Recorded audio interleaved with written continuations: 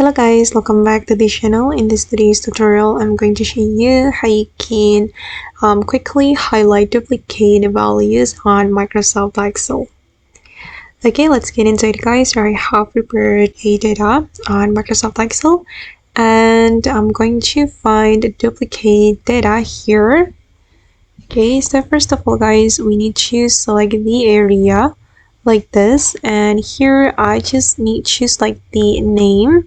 I'm going to find the duplicate data in this name, so we can select the name like this, and we're going to go to the conditional formatting, and then we're going to select highlight cell rules.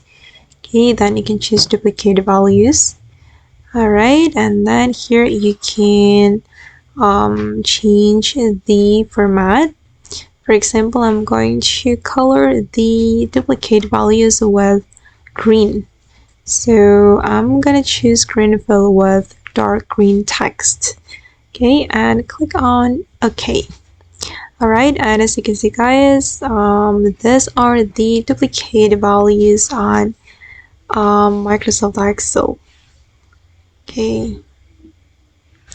Okay guys, and that's all the way to easily highlight duplicate values on Microsoft Excel.